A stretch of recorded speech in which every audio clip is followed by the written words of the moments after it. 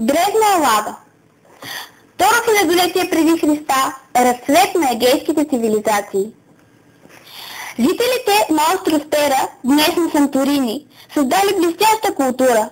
Те били равнопоставени в обществено, политическо и стопанско отношение. Градът бил изоставен поради изригването на вулкан в средата на 17 век преди Христа на остров Крит. Съществували няколко дворцови комплекса. Стопанският, политически и религиозният живот били централизирани около царя. Критското общество не било военизирано. Най-вносителен паметник е дворецът в Кносос, известен с името Лабиринт. Критяните имали писменост, линейно писмо А, което все още не е разчетено. Започнало разселването на ахейците в началото на второ хилядолетие преди Христа. Те също се управлявали от царе. До 15 век преди Христа издигали свои укрепени градове Микена, Тирин, Пилос и завладели остров Крит. Ахейците създали линейно писмо Б, което е разчетено на базата на старогръцкият език. Това ги доказва като първото сигурно гръцко население. През 13 век преди Христа град Троя контролирал пътя към богатствата на Мала Азия. Ахейска Гърция се стремяла към налагането си в района, което предизвикало избухването на Троянската война. 10-годишният спасителен военен конфликт около 1275-1265 година преди Христа довел ахейското общество до упадък. В началото на 12 век преди Христа от североизточните земи на Елада започнало разселването на дорийски племена. Те донесли със себе си металургията и желязото. През 11-9 век преди Христа настъпил периодът тъмни векове, когато земите на богатата ахейска цивилизация били обхванати от всеобща бедност. Част от ахейците се заселили по Егейските острови и Егейското крайбрежие на Мала Азия.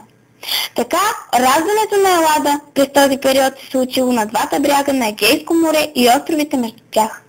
Появили се и тежко въоръжените пехотинци, хуплиците. Религия. Елините вярвали в много богове, очаквали тяхната закрила и се опитвали да получат предсказания за бъдещето си. Вземали най-важните си решения след допитване за тях.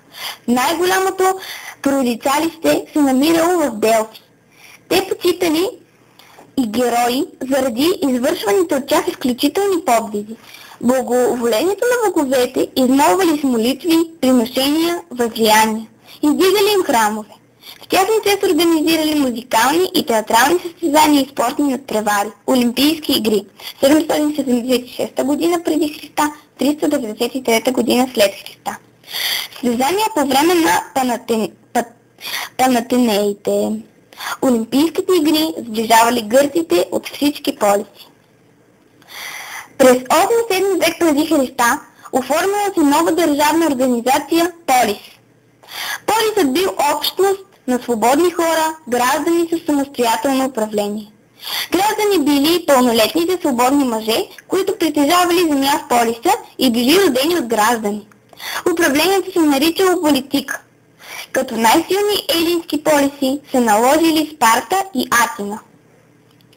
През 8-6 век преди Христа, чрез великата гръцка колонизация, елините се разселили в 3 направления: на запад към Южна Италия, Сицилия и Испания, на североизток към Черно море и по Тракийското Егейско крайбрежие и на юг към Египет. Градовете, от които били изселниците, се наричали метрополия, а новооснованите градове – колония. Тези нови гръцки селища разпростирали влиянието си в гръцката цивилизация и се превърнали в оживени търговски центрове. През 6-7 век преди Христа Спарта представлявала общност от 5 селища, свързани помежду им и защитени от крепостна стена. Населението се разделяло на граждани спартияти, периеки и илоти. Управлението на полиса било олигархическо. Политическите решения се взимали от герузията. Двама наследствени царе командвали армията по време на война, но в мирно време властта им била незначителна. Спартанците имали силна войска, от която се боява цяла Елада. В полиса Атина се основно наложил нов за древността политически режим. пряката демокрация. Той се опира на равенството на гражданите пред закона и на възможността всеки учен да участва активно във властта. Атинската демокрация се отнасяла само за гражданите, мъже. Тя не включвала жените, чужденците и робите. Най-важните решения вземала еклесията. Най-прочутия атински управник от това време бил Перикъл. Атина се издигнала като пръв политически, икономически и културен център на Древна Елада. През 5 век преди Христа елините се противопоставили на нашествията на персите. Те победили в битките при Маратон 490 година преди Христа и при Саламин 480 година преди Христа, преживели битката при Термопилите 480 година преди Христа, разрушаването на Атина, изградили силен Атинско-Делонски морски съюз. Персия престанала да бъде заплаха за елинския свят. Съперничеството между двата мощни полиса Спарта и Атина довело до военен конфликт.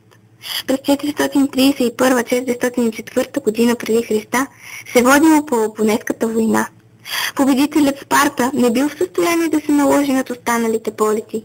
Изтощените елински градове не успели да се противопоставят на новите сили, които се домогвали към надмощия в региона. Наследството.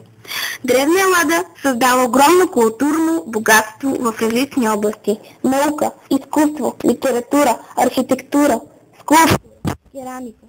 Елините издигали идеала за красотата и хармонията и за пропорциите на човешкото тяло. Техен принос е създаването на театъра.